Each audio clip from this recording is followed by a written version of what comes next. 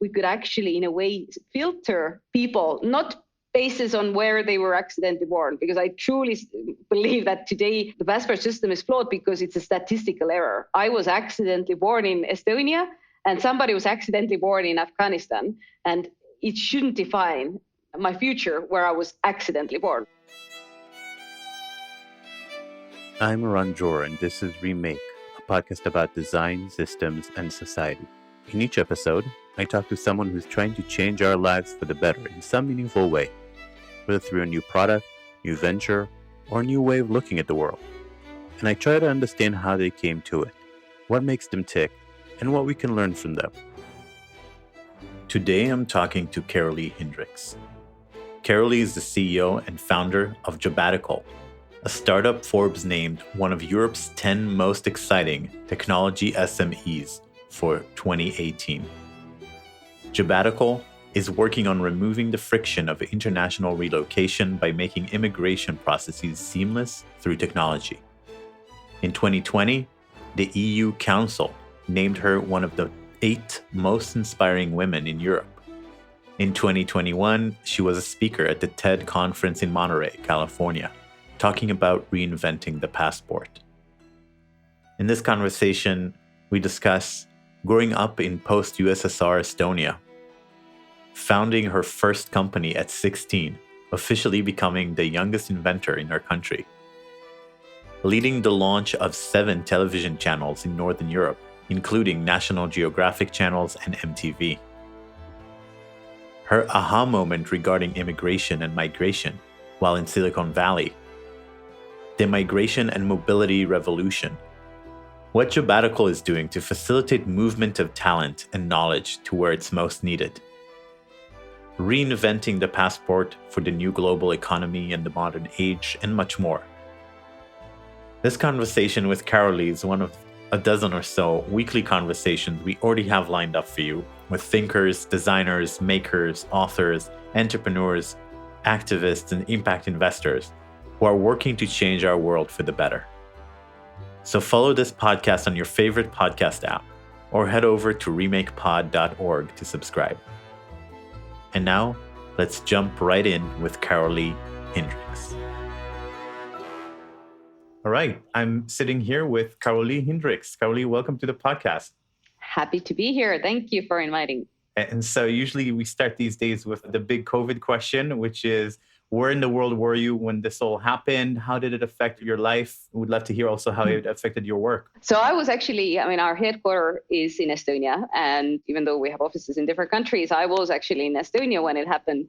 So I think in a country like Estonia, which is super low density, so there's a lot of space, but not so many people, it was a great country to spend that time. At the same time, what my company is doing is basically making immigration relocation seamless through technology, which means that moving people is our thing. And when lockdowns happened, definitely affected us. But to be honest, looking back, today we're doing better than ever before. And a lot of those decisions that have brought us here were made during those tough times. So I'm such a believer that everything is for our growth, that I see literally that 2020 tough year helped us to get to the hyper growth that we have now entered. So all in all, it actually ended well, but it was ridiculously hard year for us as well. Yeah, no, we went through something similar because we fly to places to do workshops with people and we couldn't fly anymore, a lot of cancellations. And then this year is the best year ever. And I'm looking at stats from Israeli taxes, and it looks like this year the taxes are much better than before COVID. So I'm wondering if it encouraged a lot of companies to take risks that they should have taken anyway. Because that's what we definitely did. We went online. We did a lot of online webinars and things that we probably should have done anyway, but it kind of forced us to do it. I think there is something in it, because I remember even when I was doing my TED Talk in America, one of the speakers was a scientist behind the mRNA, right? And she was telling that actually, thanks to COVID, the scientists took a leap to use this technology earlier than they would have. So I think a lot of not only entrepreneurs, but also science took a leap and was actually bolder than we would have been without it. But I think one of the things that I was slightly disappointed and I was kind of hoping that also the public sector will take that leap, because everybody was forced towards efficiency.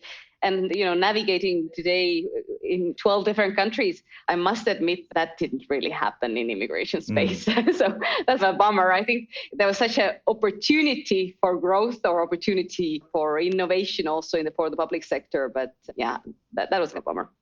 Yeah, it even went the other way. I was going to go to Japan for a trip and they don't accept. They're like, no, thank you. We don't accept anyone. And yeah, it's not simple. How did it affect your own travels? Because you are someone who travels a lot. When the borders were closed and sometime after, I was more definitely grounded than usually.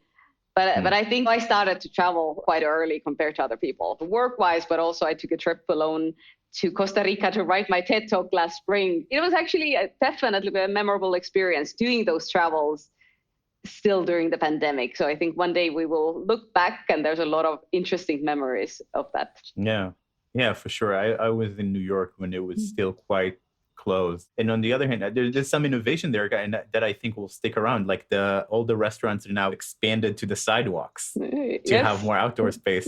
And I think that's staying. I don't think anybody will want to roll that back because it's awesome.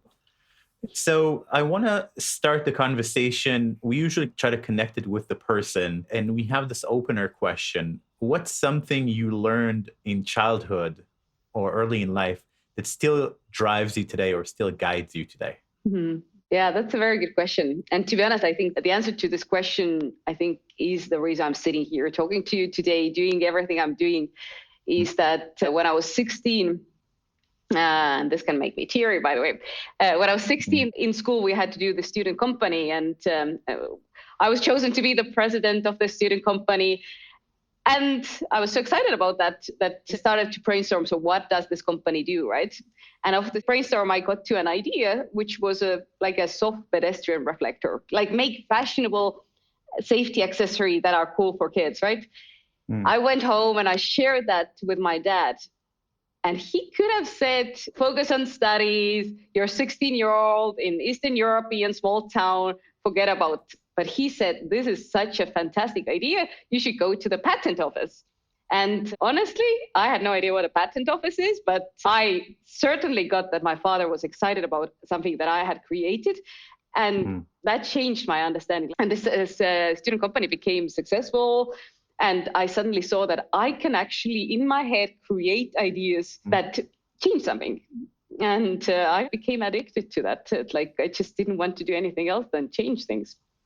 Yeah. You say that your dad's encouragement really opened up this whole path for you. And that couldn't have started there. It must have been part of your relationship before that. That must have been the kind of person he was. We tend to forget and really underestimate what encouragement into self-confidence means for kids. Like, I think my dad on that day told me basically, in other words, that I can change the world. And I think that's something we should tell the kids every day, because each of them can do it. But they just don't know it. That's it's actually, they can't help but do it in a way. Exactly. Right. But I keep thinking, I don't have any children, but I keep thinking that probably having a kid is the most impactful thing you can do on the future. There's nothing that compares. I had someone contacted my family recently, and they've compiled the history of the family. And they took it back to this one person a few generations ago. And the person only had one or two children, but there's 1,000 people that now live because of that person. So it's, just like there's no bigger impact on the future that you can make than making more humans and more good humans, hopefully. I have an 8-year-old daughter right now, and I'm very curious to see what she will be when she's 18, because she has been traveling the world, learned 5 languages, because, I grew up in Soviet Union, right? Completely locked from the world. And her start has been completely opposite. So very curious to see when she's 18, what will be that human. Yeah, that's a puzzle I'm guessing most parents have to think about. So you grew up behind the Iron Curtain, and you told the story of the singing revolution in Estonia. Do you want to tell us a little bit about what was that moment? What was it before the revolution? What was this opening up like? Mhm. Yeah. So in terms of thinking revolution, so basically before the Soviet Union collapsed, our country was occupied. So it's not like we chose to be there; we were occupied, and it was literally like that wall was very thick. Even media, news, like it was full of propaganda and everything. And I was very little. I was like 6 years old when the singing revolution happened. But singing revolution was basically like literally people in Estonia gathering courage to come together to rebel, not by fighting, but by really. And there was an event where there was like 300,000 people, literally from one, on one square, and starting to sing songs that were all forbidden and starting to sing for freedom. And I remember that not because I knew what was happening, but I remember that excitement because I was sitting on my father's shoulders. And like my mother and father were excited, something big was happening. I was in the middle of it. Of course, I could be up late, and I was in a capital. So all of those things helped as well. But there was such a hope, and that hope, and singing revolution has been actually named one of the peaceful revolutions in human history. Like people sang themselves to freedom. And now if you look back what happened afterwards, because Estonia has done an amazing job by really taking a leap, the 30 years with independence, right? Being like the most digitally advanced, one of the most digitally advanced countries in the world. But this change was people started when the independence happened with nothing. Literally every adult got 10 euros worth of money. So everybody had to be very entrepreneurial, but there was so much hope and there was so much creativity because of what that freedom meant. And I have jokingly said, especially looking at the discussions that have emerged, the Trumps of the world, that listening to these discussions, having actually grown up, seeing what it means when you don't have freedom, I think you listen to those discussions very differently. It's hard to talk about hunger when you have never been hungry, right? Right. I spent 10 years in America and I have many American friends. And there's definitely an element in American life where they didn't take threats to the democracy very seriously. And me coming from where I come from and having family that survived the Holocaust and learning that history, look at it very differently. Look at it as a very big risk and very possible. Why do you think that it can't happen here? Like, what makes you different from any other country in history that lost its freedom? I think Americans are beginning to realize that they're not on a special pedestal when it comes to freedom, that their freedom does need to be protected. But it was a long process and some very serious things had to happen for them to wake up. Going back to those early days of high school, you actually became the youngest inventor in Estonia. That was fun. And that started you off. So tell me what these early days were like of like getting into business. Yeah, so basically the same reflector story. So I actually went to the patent office, and what was funny was that probably I was the youngest person who had ever stepped into that place. And then I was also a young girl, which was like double surprise. So yeah, long story short, I managed to register my idea, then became the youngest inventor, which taught me a lot about storytelling. And I think this is something that over the years I have started to really master in many ways, but this was my first learning because suddenly I invent something. I'm from a small, tiny town in Estonia, from a random school. I'm a girl. I'm inventing something that saves lives. So literally this story, first in the local media. We didn't have social media at that time, right? But took off in the local media and later national media. And suddenly we were like the most successful student company the country had ever seen. It taught me a lot about marketing and storytelling without me even intending to learn it. So super thankful. I actually started my first company out of the student project and continued to run it for some years. And we were at one point super successful, and then I did all the mistakes possible. So I call it my Harvard. Like this was my Harvard. So I learned a lot through that, but definitely it was a really strong start understanding that I want to be an entrepreneur. Like I really want to use my time in creating things that change something. You did a lot of different things. At 23, you became the youngest CEO of MTV in Europe. Running fun. MTV Estonia. That must be fun for a 23-year-old. And then, continued on from there. You said that you got addicted to making a difference. That seems to be a big trend these days, and hopefully here to stay. But my parents' generation were not looking to make a difference; they wanted a steady paycheck. So, yeah, what do you think is changing here? What's happening that we should be aware of? Yeah, that's a good question, and I think it's also a very lucky time to be an entrepreneur because, like you said, people are looking to make a difference. People who are you potentially could hire want to change something. They don't want to do it for the paycheck only. So if I think about it, I think there's a few different things happening. I think it's connected to also the whole. So machines are doing more and more the work that doesn't require much creativity, right? What it does is basically gives us an opportunity to really use our brain and creativity into creation. And I think the automation and people looking to make a meaning of their life are somewhat connected. And that's what I'm seeing. Like, for example, my company today, we're very mission driven. People feel our mission. They join for our mission. And it's a completely different thing. My parents were in Soviet Union, but even in America or any other country, the incentive to join a company was very different back then. So I do think that it's connected to our ability to really focus on the creativity and work where we can leverage that. Yeah, because I don't think it's conscious. Is it like maybe they are subconsciously realizing that computers are doing more and more of the drudgery stuff, and they just don't want to get locked into something that feels like you're not being human, you're being a machine.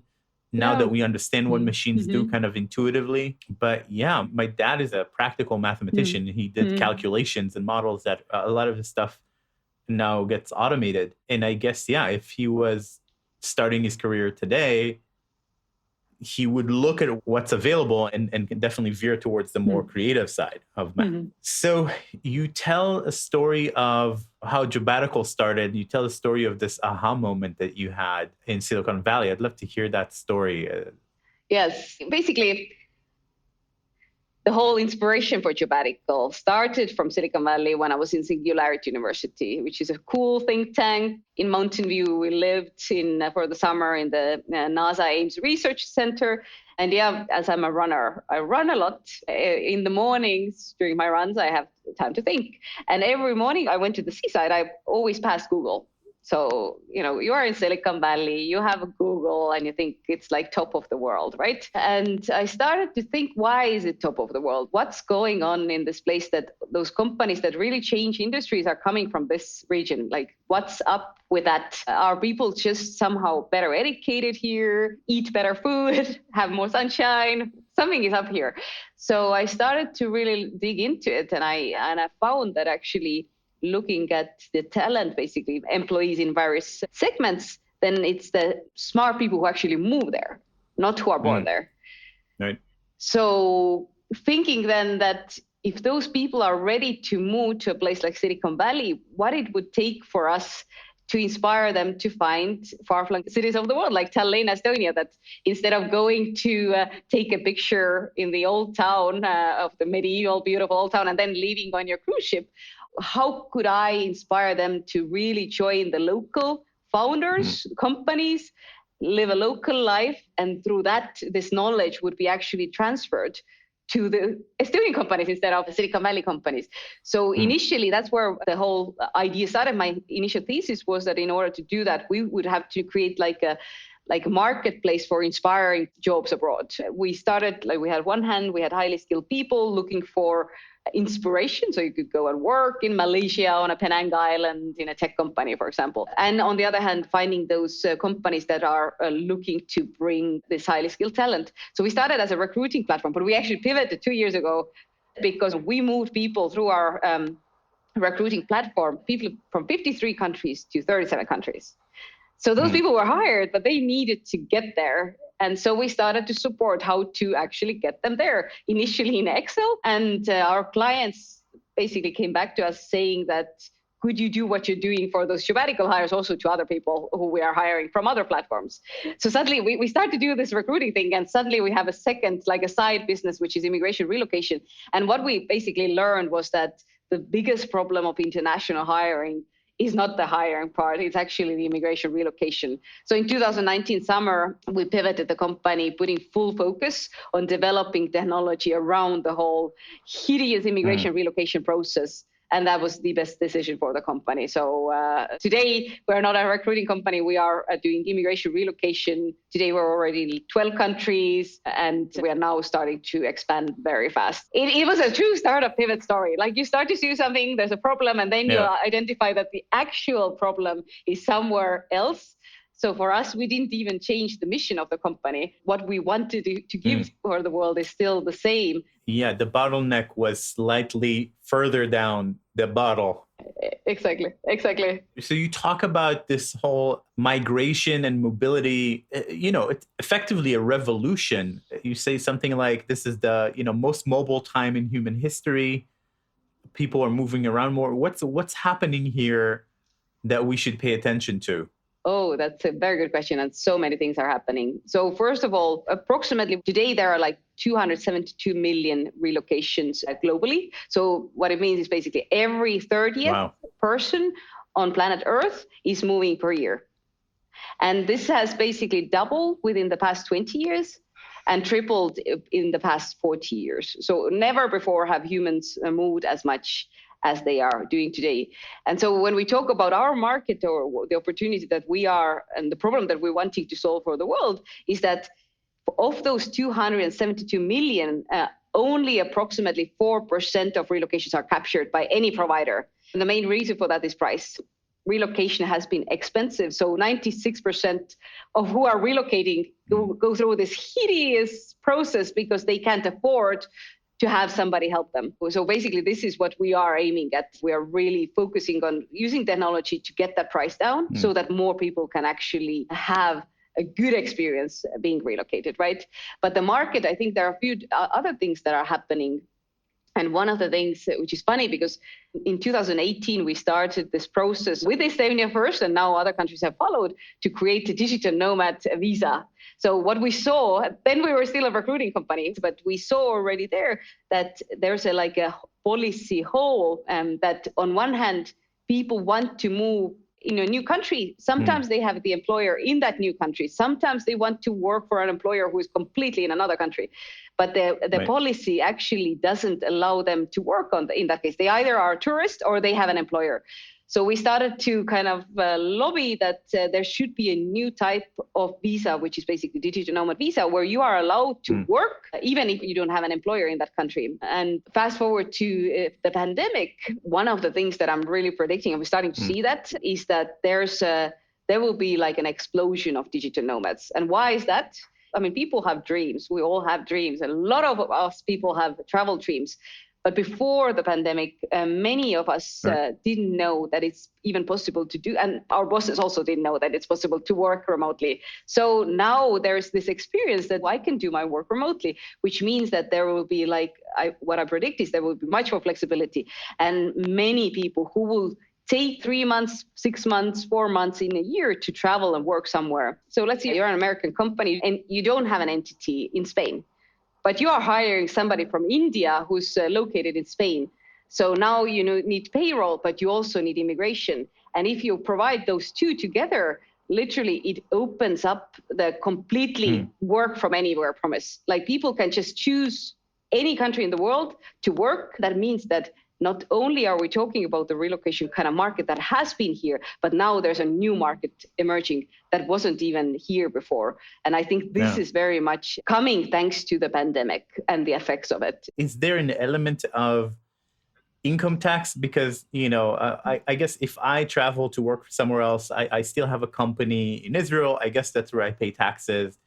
But is there a kind of an incentive for the host country? Is there a different structure when it comes to nomad? Yes. So the thing is that you actually, if you're doing what you described, you're working there illegally. Like if it's maybe you are like one A small business, you can take the risk, but let's say Facebook couldn't take that risk. So 5,000 people illegally working in Thailand, right? So I would say this is one thing, but the other thing, and this is, I think, an interesting topic, is that I truly believe that one of the big things that countries need to resolve is that taxes need to be also updated. So the way we actually collect taxes, if you look at the taxation system, and I'm not a tax expert, I'm just like seeing the problems that people are having and companies are having, is that it still assumes that you live in a certain place and you are steady there and sometimes travel somewhere else. It doesn't assume that you are 4 months here and then you're 5 months there and then you're 1 year there. When we started the Estonian digital nomad discussion, one of the things that I proposed was that taxes should kind of become like, you should be able to easily just subscribe, like you're subscribing to a country. So I arrive to Estonia, I say, okay, I will take this package, my healthcare is covered, let's say my kid gets to kindergarten, that I get certain benefits, this is basic, this is standard, and this is premium, right? Countries would benefit so much more if they would actually make it easy to plug in and plug out. And I believe that this will be the future. But again, with the governance, I think there's a constant lag, and that's why things are not working in the world, that there's this lag, private sector and then public sector. So today it's all about counting how many days you are in one country or the other country where you become a tax resident, and then the whole thing is hideous. But I do believe that in the next 5 years it will be solved. I think just like with the digital nomad visa, because it was approved by the parliament in 2020, ridiculously during lockdown, then other countries followed. Now Spain, we have been advising them, Croatia, and this was our hope, that somebody shows the way and others will follow. So I believe that there will be some kind of shift with taxes similarly to that somebody will be bold enough to make a change and really adapt the taxation system also to the modern workforce, and then others will just follow that. Yeah, I would love to dive in with you in a moment into kind of the ideal. How could this work? How could it look like? But I think many listeners might not fully understand how broken the immigration system is currently. So could you help us understand what's the state of migration in the world? I think there are a few different things. So I would maybe take kind of the backbone of cross-border movement, which is already broken. And I talked about it in my TED Talk, that's the passport. Right. So just the foundation, in a way, passport is like the foundation of how we move cross borders. And the irony of it, it seems like the holy grail, this pamphlet thing that we have, and then we show, and there's this official that puts a stamp on. And the irony is that, first of all, we started to use passport as a travel document really worldwide after First World War. So it was only a century ago. It hasn't been here a long time. We started to use it like 1 century ago, and basically it looks and feels and works the same way as a century ago. And now if you think about what cars we were driving, we weren't, but our grandparents, right? Then a lot has changed. There's a lack of technology, but there's a second aspect of why passports don't work. And it's because it was actually created by Western-centric organizations. So it was very focused on helping the Western countries and discriminating the others. So it's like the whole system of passports is biased. What is ridiculous about it is that even if you look at today, everybody's fighting for the talent. We have also entered like the biggest talent shortage in human history. So the passport doesn't even help those Western countries anymore. Because if you look at, for example, where the most highly educated countries, people are coming from, those countries are China, India, and Philippines. So completely not aligned with the passport system, because their ranking is far behind any Western country. All in all, I think the first thing that we need to reinvent is the whole identity of relocation. What is the passport, basically? Yeah, so I want to dive in a little bit deeper. So we're talking about passports that are more travel friendly and passports that are less travel friendly. I even just remember having like that feeling of going into the US it can be hell sometimes, especially in New York, but even going into Europe, and then what passport do you have? Do you have a European passport? Very fast line, very exactly. nice. Do you not have a European passport? Okay, well, this is going to suck for you. And yeah, like, why did we do it like this? What was the idea behind it originally when it was created? It was created by Western countries. It was still connected to the assumption that Western countries, that's where education is better, that's the skills are better, so we will let them in more easily. The thing is that it's not relevant today. It's absolutely not relevant today. So we still use the system that based on the fact that non-Western countries, people are not educated, do not have skills, so we don't let them in. And so basically it's not working anymore, but we're still using the same framework. So that's, I think, the core thing that we need to change. And fun fact was that I actually, when I went to do my TED Talk in August to America, which was hideous because you're getting into America with a European passport, it was a hideous process to even get the paperwork. And then I was detained at the border. I don't know if you have been detained, but it's sure. A horrendous experience. The humiliation,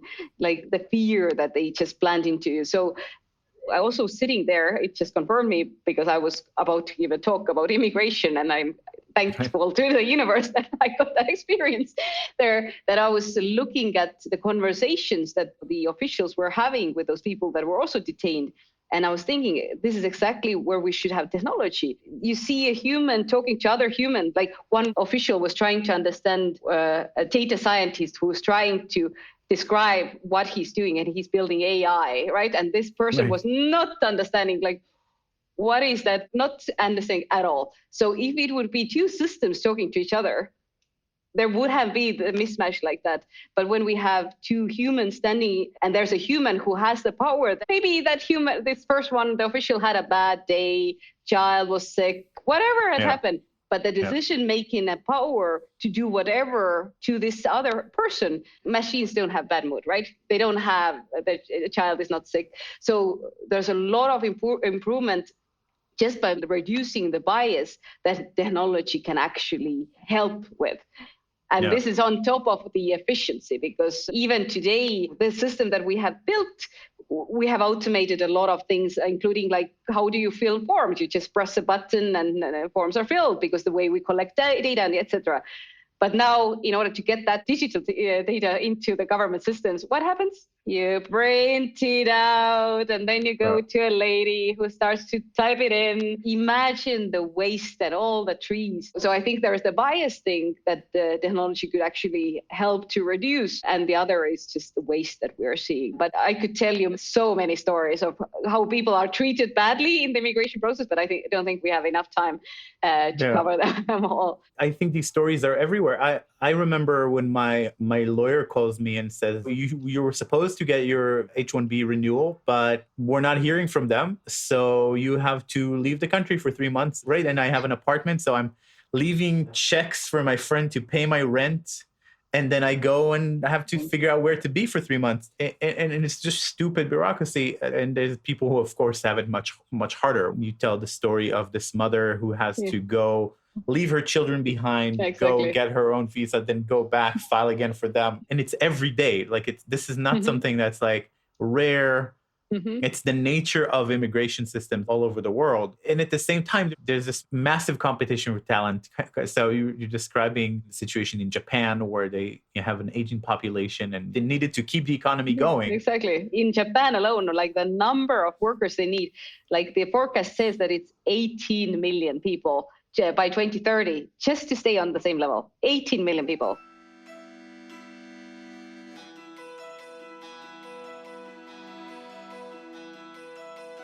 You're listening to Remake, a podcast about design, systems, and society. If you're listening on a podcast app, you already know how to follow podcasts. So please follow this one.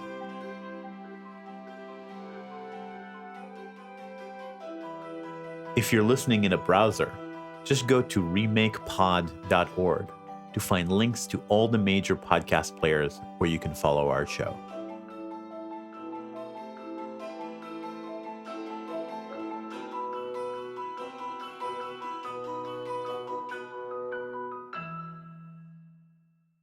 So you introduced this idea of the UX of a country. What does that mean?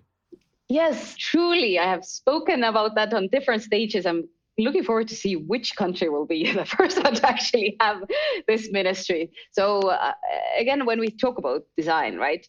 If we think about what it means to be in the country, visiting the country, all of those basically are different experiences. What is my experience as a citizen? What is my experience as a tourist? And the experience means like from the day when I start to think about going to the country to landing there, being there. And then I think one of the problems is, and this is what, when we think about the tech world, we always like what brings the product together is really observing and thinking through all the experience flaws and what could be improved about the overall. Like that, if you go to Amazon and you want to buy this book or whatever, then if you don't find the button how to buy it, Amazon will not be working, which it's everything can be marvelous. But if you don't have the purchase button working, then, you know, you will fail. And companies constantly observe where people stumble, but that's not something that countries do.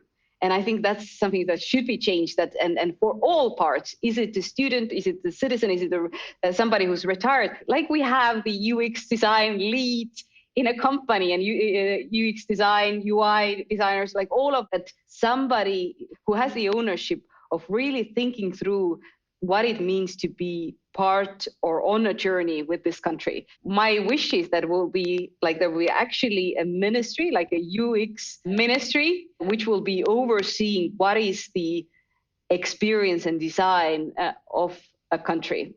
I think even the US has some department that is in charge of the simplicity and essentially they call it minimizing the time tax of government, right? So they look at every form and everything that, but isn't there also another component where it's like, who's the customer? So people with a vote are the customers. So they're going to get preferential treatment.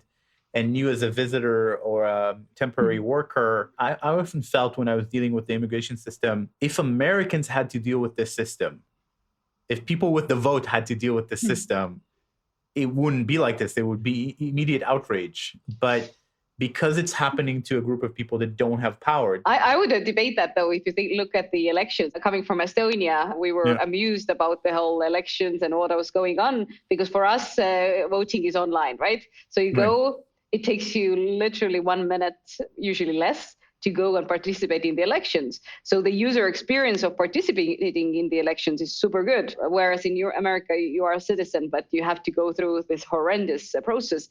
So I wouldn't fully agree with you, but I do agree that you have more voice definitely when you are a voter.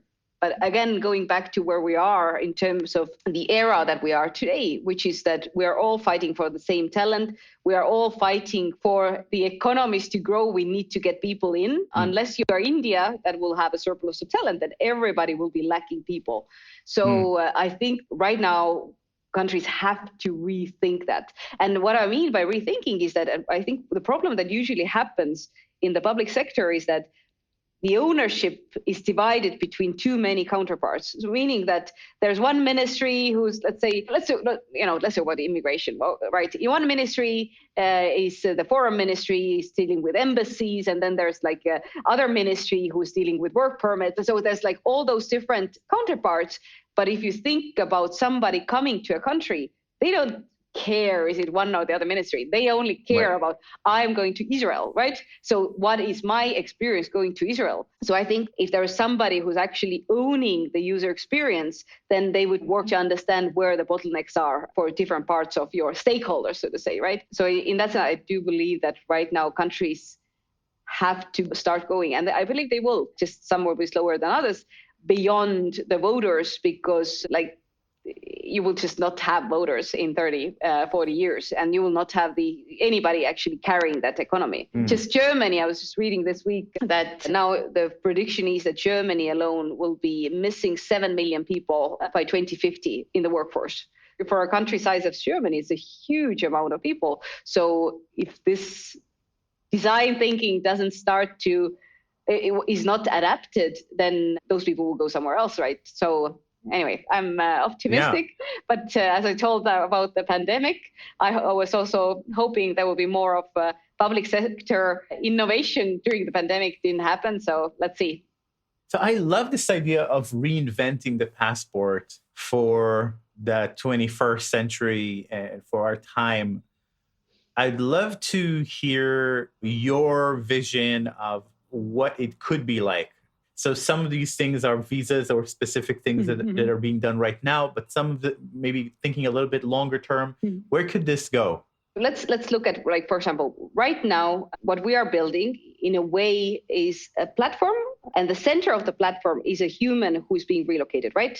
What our aim is, and what we're already seeing today, is that we are creating this digital identity for that person who is moving cross borders, which means that with the press of a button, applications are created with the press of a button. At one point, this is not happening yet because the governments, we can't apply directly to their system, but you would be able to submit your applications, right? So what we want to do for the world is get rid of the paper. So get rid of the paper in the immigration trail. But where this can actually expand, so even when we think about the identity, or basically today, when a person relocates through our platform, then we know everything about them. We know their, employers, we know their salaries, we know their family, like education, everything, shoe size. We don't know shoe size, but most everything we know. Is that what we are aspiring towards, is that through that identity, they could actually solve anything they need for cross-border movement. Do they need an insurance that they press a button?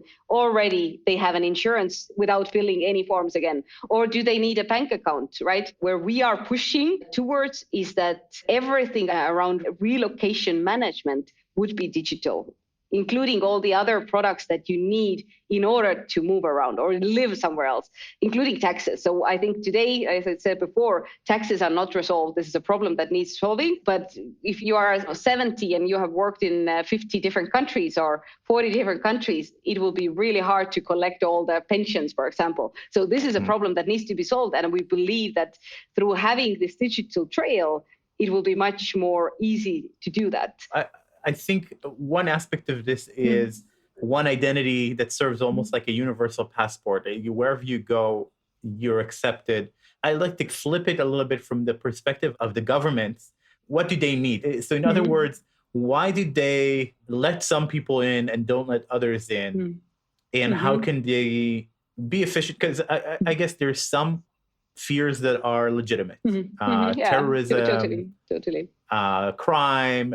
They want people who will obey the laws, pay for themselves, pay taxes, and and essentially just be productive members of society. And so this idea of having a company like yours be a trusted intermediary that says, yes, we know everything about this person. They are who they say they are. They will observe the local law here. I mean, there's millions of refugees in the world, right? And some of them are highly educated and should be desired by many countries. Yeah, and I think this is what is not working about the current passports. And that's where I believe that technology really can help to solve the problem also for the countries. As I said before, the old system was created assuming that Western countries, people are smarter, more skilled, right? That's the basis of the current movement, and it's not working.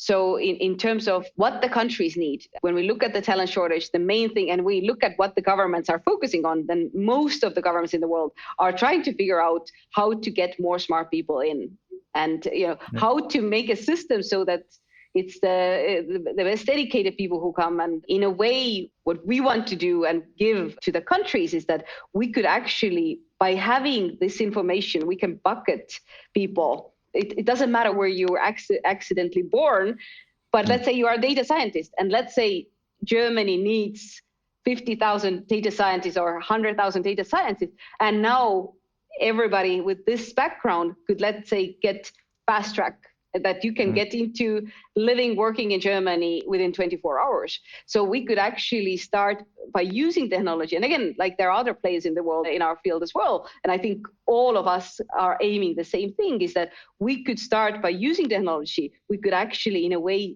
filter people, not basis on where they were accidentally born, because I truly believe that today the passport system is flawed because it's a statistical error. I was accidentally born in Estonia, and somebody was accidentally born in Afghanistan, and it shouldn't define my future where I was accidentally born, right? So what the technology can help us to do is to start create new type of buckets, and people get fast access here, you get fast access there.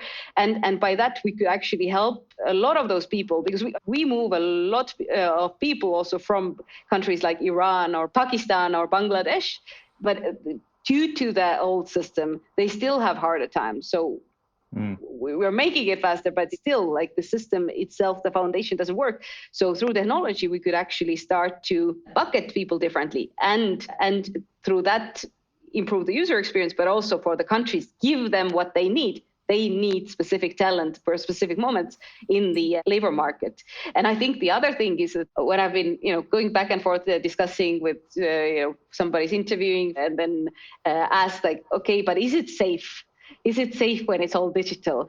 And I think this is a question that I believe that there was one point during last century where all the public sector was navigating on typewriters. And there was a moment when there was a shift towards desktop computer, sending things via email. And probably there was the same conversation. Is it safe? I'm not giving that paper. I'm going to actually send it via this cyberspace. And I don't understand how that cyberspace works. Of course, nothing is 100% safe, but by using this technology, we could actually, I believe it will become much more safer. It's much easier to identify terrorists or basically capture those informations and having, again, those information pieces into buckets rather than having them on the papers randomly across the world, right? So I think the shift that is happening in the immigration relocation space will be kind of like moving from typewriters to desktop computers for the public sector. Yeah. Yeah, I mean, the current system is completely unsafe. And so the bar is really low. And there are risks with anything digital, but all it takes is money and technology and like proper investment to secure it, like any bank is doing. Exactly. Whereas the current system is such a mess and there's so many loopholes, and it hasn't significantly changed since we've had massive terror attacks, and paper is easy to fake. People are not good at identifying fakes, right? It's a completely broken system. So in addition to being like the new passport advocate, you're also a big advocate for hiring from all over the world, hiring diversely. I think this is really interesting to think about. How can we hire from more places? What's your take on hiring?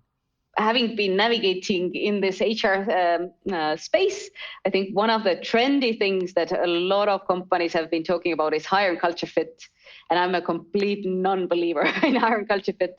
I really like how Patty McCord, who was the former head of people of Netflix and my mentor, how she defines it. She says that hiring culture fit is like hiring people with whom you want to have beer on Friday evening. Right. And I think this is a slippery slope, because when we are hiring people who are like us, then there's no diverse thinking. If everybody's nodding around the table, you don't really grow from there, right? So I'm a huge advocate for a hiring culture ad. And it's not easy to do, because we always tend to have this bias towards people who are more like us, right? So in the interview process, I'm always trying to identify, is that person going to help us grow as an organization? Will that person bring something that we don't have? Or is it that it's more like vanity, that I like that person because that person is so like me, and then we have a good energy, right? And what I've seen, because with Jobbatical, we literally, when we started, our first hire was from Argentina. I think it's like 6,000 miles, right? And I've seen how this diverse hiring, I honestly can say that this has brought us here, because I have gotten questions that I would have not even thought are questions. Issues are raised that I would have never even thought are issues. And thanks to that challenging discussions, we have grown as an organization. And also I have grown as a leader. It's much easier to hire people like ourselves. It's so comfortable. It's so cozy and warm and fuzzy to have likable people who all like you and you like them. But I believe it doesn't help the organization to grow.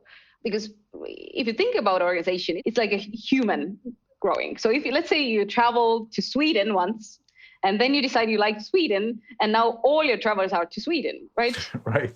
If you go to Sweden all the time, you don't really know what's going out there in other countries, and it doesn't help you to grow as a human. So I think hiring similar people, you get stuck like that. Yeah, that makes a lot of sense. We do design sprints, and one of the recommendations is to have at least one troublemaker in the group, someone who will challenge and won't let things slide. And I translate that to people as you need at least one Israeli in your team, because that's good. Israelis don't let things slide, and they always speak their mind. But I feel like having diverse perspectives, it's interesting to think about it as also having diverse backgrounds and diverse cultures, and not just diverse roles. So that makes a lot of sense to me. Tell me about your team. Like, you have how many people from how many different countries? We have over 60 people now. I think it's actually over 70 now. And then how many countries, to be honest, from Indonesia, Brazil, Colombia, and everything in between. So to be honest, nice. I have lost count. I don't know. Yeah. But we have a lot of different nationalities. We flew everybody in for an offsite in September, and we discovered that the most spoken language is Spanish. Spanish is taking over our organization. So nice. I actually started to take Spanish classes because of that. But I have enjoyed it so much to have such diverse team. Often leaders I've heard are a little bit cautious or like scared about those different cultures. For example, India, I have my head of product who's a brilliant guy who has helped me to really understand what a great product lead is. And we have other employees from India. Like I have never have felt that there's a cultural difference, more of, that's interesting. That's teaching me something. And I think it's vice versa the same way. If anybody wants advice or has doubt, then I'm happy to talk about it. But I'm a huge advocate for hiring globally.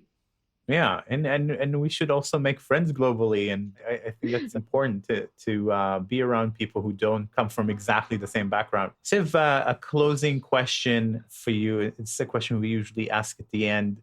So in his TED Talk, the philosopher Alain de Botton talks about the difference between a lecture and a sermon. And he says the lecture is sort of a modern day secular equivalent where it's just trying to give you a little bit of information and you make up your own mind. But there's something valuable about a sermon. A sermon is passionately trying and urgently trying to change your life. And so if you were to give a short sermon to young people starting out now in whatever field, be it in government, in business, in anything, what's the one lesson you really think could change their life? That's a good one, because it's not easy to choose as well. Can I choose a few? Sure. And I think this is one of the things that I think about entrepreneurship, and literally having started as an entrepreneur when I was 16. Then I think one of the things that I have learned about building your vision, because I must say that I'm here smiling and it sounds like everything is awesome, but it's super hard most of the time. Right. Then one of the things that to keep in mind, because that's something I think about, especially in the hardest times, is literally that building a vision is like rock climbing. The main thing is that you keep on climbing, don't look down. When you start to look down, you get dizzy and then you fall. Sometimes I start to peek down and I feel how it's making a difference, like thinking, this is too difficult. No, you just keep on climbing, don't look down. So that's basically when we talk about entrepreneurship.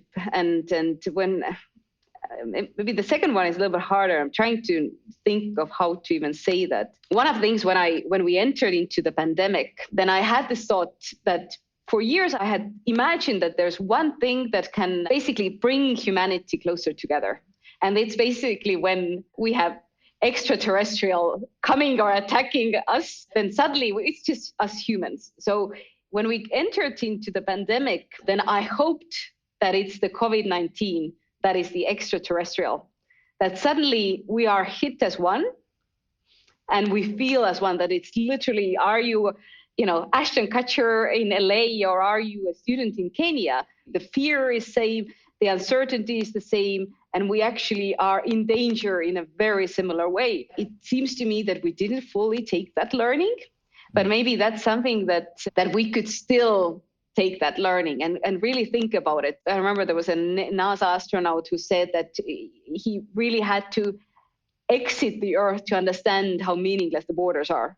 It would be much, much stronger if we are in this together as humanity versus wasting so much of our productivity against trying to create those identities and fight against the other identities. So really to take a few minutes to think about that COVID-19 was the extraterrestrial here coming to tell us that it's our opportunity to get closer as humans. I believe it's possible, but I believe that we all need to think and work around that. Yeah, that was wonderful. Thank you very much. Thank you for the question. I loved it. Thanks, Karoli. All right, that's it for today. If you enjoyed the podcast and would like to support it, please consider writing a 5-star review in Apple's podcast app or wherever you're listening. It helps many more people discover the podcast and also makes us feel good. Current support for the podcast comes from my own design company, Remake Labs. We run design sprints all over the world, and our goal is to improve outcomes, whether in business or various organizations, through repeated and rapid design interventions. Now, until next time, be well, everyone. See you next week on Remake.